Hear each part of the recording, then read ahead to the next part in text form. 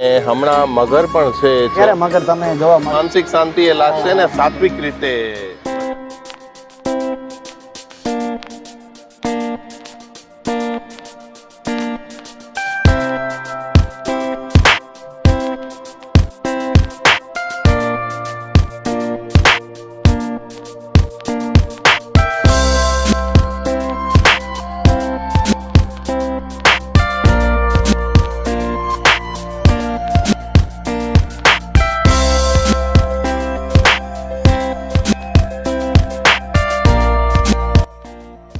નમસ્કાર દર્શક મિત્રો, આજે આપણે આવ્યા છીએ કે એવી જગ્યાએ જ્યાં બહુ પુણ્યના કામ થાય છે અને આ તળાવ છે જે જાણીતું ઘણા વર્ષ પહેલાંનું છે. આપણે આજે આ ભાઈથી વાતચીત કરીશું. શું નામ છે તમારો ભાઈ? મનીષ સોની.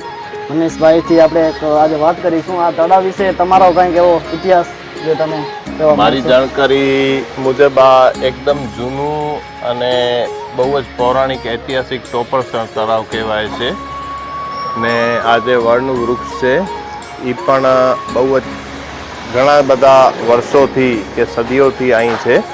ખૂબ જ ઐતિહાસિક વૃક્ષ માંડવી કહેવાય છે. શહેરમાં ઘણા બધા લોકો અહીંયા વિદેશથી કદાચ આવતા હશે ફોટોગ્રાફી વિડીયોગ્રાફી માટે.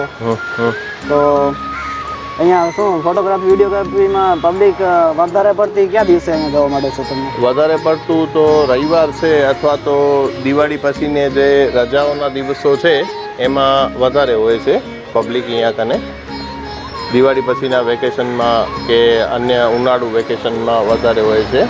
અહીં તળાવમાં પુષ્કળ પ્રમાણમાં માછલીઓ છે, બતકો છે, પછી બગલાઓ ને એ બધા છે ને હમણાં મગર પણ છે. છેલ્લા 2.5-3 વર્ષથી એવું સંભળાય છે ને મેં જોયેલો પણ છે. એટલા તળાવમાં માટે ક્યારે મગર તમે જોવા મળ્યો? ગયા વર્ષે જ્યારે પાણી હતા નહીં ને શિયાળાનો સમય હતો એ દરમિયાન એ બપોરે તડકો લેવા માટે કૂવાની પાડ ઉપર બેસતો. લગભગ ત્યાં કને એક કૂવો છે આ સાઈડમાં, ત્યાં કને અમે જોયેલો. મેં નહીં, લગભગ ઘણા લોકોએ જોયેલો જ છે મગરને. હવે તો એની સાઈઝ લગભગ મોટો થઈ ગયો છે, મોટો છે. હવે એક છે કે એકથી વધારે છે એની કોઈ વધારે વિસ્તૃત જાણકારી નથી. અહીં કાચબાઓ પણ ઘણા બધા છે, કાચબાઓના બચ્ચાઓ છે ને બીજા અન્ય પક્ષીઓ અલગ અલગ સિઝન પ્રમાણે આવે પાણી છે. આપણે જોવા મળે છે. અચ્છા. તો સોનીભાઈ, એટલો ને એટલો પાણી રહે છે કે પછી સુકાઈ જાય? ના, પાણી સુકાઈ જાય છે.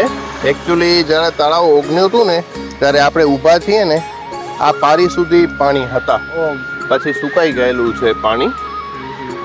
કારણ કે વધારે અહીંયા ઓગનનો જે ભાગ છે એ વધારે ઊંચો કરે છે તો અન્યત્ર વિસ્તારોમાં પાણી ભરાવાની ને એ બધો સમસ્યાઓ ઉત્પન્ન થાય છે. એવું કંઈ તંત્રનું કહેવું છે. પણ અહીંની એક મોટી સમસ્યા એ અહીંની અમુક સમસ્યાઓ છે. જેમ કે અમુક લોકો અહીંયા માછલીઓનો, બતકોનો તેમજ અલગ અલગ પક્ષીઓનો, કાચબાઓનો એવી શિકારી પ્રવૃત્તિઓ હમણાં બહુ જ થાય છે. અમે લોકો તો નજરે ચડે એટલે હાંકીને કાઢીએ છીએ એમને. આ વિશે ઘણી બધી માહિતી પણ તંત્રને કે અમુક સ્ટાફના અધિકારીઓને આપેલી છે.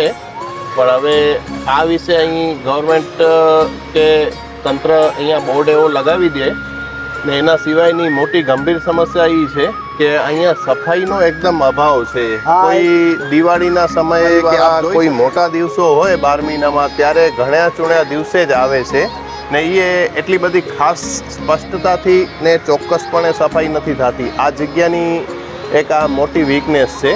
અહીં કૂવાઓમાં પણ અમુક કચરાઓ તે વગેરે કૂવાએ ઘણા બધા છે. આ બાજુ છે ત્યાં અવાવડાનો કૂવો છે, રામઘાટનો કૂવો છે, એમાંય કચરાઓને ઘણા બધા પડેલા છે જે અવારનવાર તંત્ર દ્વારા સાફ સફાઈ વગેરે વગેરે થવું જોઈએ. પણ એ બાબતે પણ કાંઈ થતું નથી. આ બધા થોડાક પ્રોબ્લેમ્સ છે અહીંના. એના સિવાય અહીં આ સિદ્ધેશ્વર મહાદેવજીનું મંદિર છે, એકદમ પૌરાણિક. અહીં કંઈક ઘણા બધા જૂના સમયમાં સિદ્ધ પુરુષો, સંતો વગેરે પધારી ચૂક્યા છે.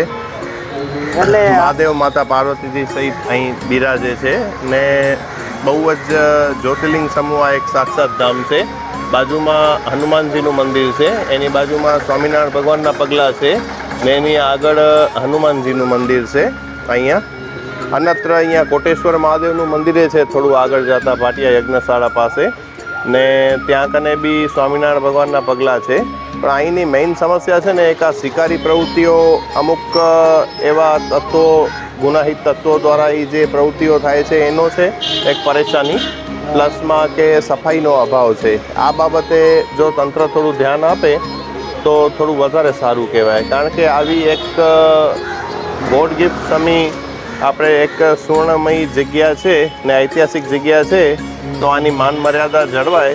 ને અહીં ધાર્મિક સ્થળોએ ઘણા બધા આવેલા છે, આપ જોઈ શકો છો, તો એ વધુ જરૂરી છે. આપ જરા વીડિયાના માધ્યમથી સફાઈ વગેરેનું થોડું બતાવજો ચેનલ ઉપર, તો ખ્યાલ આવે. 100%. અને અહીંયાની એક જે પ્રશ્ન છે હું તમને પૂછવા માંગીશ કે આ જે ગરબા છે એ અહીંયા રાખવામાં આવ્યા છે એનું કંઈક એવું કંઈ મિનિંગ કે પછી આ નવરાત્રીનો જે છે એ ગરબા છે કંઈક એના વિશે તમે થોડોક જણાવજો અમને. ના, આ ગરબાઓ જે નવરાત્રી પછી જે ગરબાઓ જળાશયમાં પધરાવવામાં આવે પૂર્ણાહુતિ પછી, આ એ બધા ગરબાઓ છે. પણ એ ગરબાઓએ અમુક તો હમણાં મારા હાથમાં આવ્યા, એ બધા મેં જળ પ્રવાહ કર્યા, પણ અહીંયા શું છે આવા જવામાં પગમાં આવે છે. તો આ લોકો શું છે એ રીતે એ બી કાળજી રાખતા હોય કે પાણીનો સ્તર ઘટ્યા પછી જે ગરબાઓ આવી ગયા હોય તો એને સાફ સફાઈ દરમિયાન જળ પ્રવાહ કરવા કે જે કાંઈ પણ વિધિવત એની માન મર્યાદા જળવા એ રીતે થતું હોય તો એ પણ ખાસ જરૂરી છે. એમ બહુ જ સારું સોનુભાઈ, તમારી પાસે હમણાં જે વાર્તાલાપ કરે એમાં બહુ મજા આવી. અને જે હમણાં આ જગ્યાએ હું આવ્યો તો ખરેખર આ જગ્યા બહુ સરસ અને સુંદર છે અને જોવા અહીં એક અલૌકિક શાંતિનો અનુભવ બી થશે તમને. એકદમ શાંતિ અને ખૂબ જ સારો વાતાવરણ, પાછો પાણી ભરેલું હોય એટલે ઠંડક પણ અહીંયા બહુ આવે છે. નહીં, માનસિક શાંતિ એ લાગશે ને સાત્વિક રીતે મજા આવે. તળાવ બી છે આગળ, તમે ન જોયું હોય તો. આ તળાવ ને એ તળાવ આમ જોઈન્ટ જ છે, આ રોડની આ બાજુ છે. ત્યાં બી જોજો, ત્યાં બી ઐતિહાસિક મંદિર આપણે જે સત્સંગ આશ્રમનું કહેવાય છે એ બી છે, વિશ્વનાથ મહાદેવનું. બાજુમાં શ્રી જગનેશ્વર મહાદેવનું એ બે મંદિરો બિરાજે છે, શ્રી વિશ્વનાથ મહાદેવ અને શ્રી જગનેશ્વર મહાદેવ. અન્ય દેવી દેવતાઓની વગેરે સર્વ ત્યાં પ્રતિષ્ઠિત મૂર્તિઓ વગેરે છે.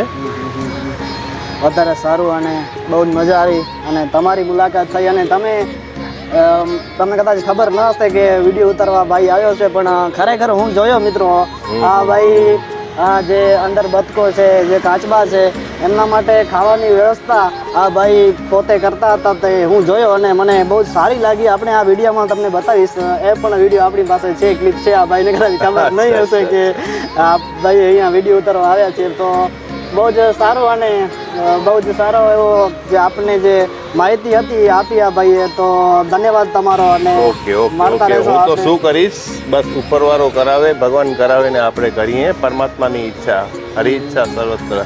જય શ્રી કૃષ્ણ. અને કહી દેજો અમારા દર્શક મિત્રોને, અને ચેનલ પર નવા હો તો ચેનલને સબસ્ક્રાઇબ કરી દે અને તમે પણ કરી દેજો. ચોક્કસ. જય માતાજી.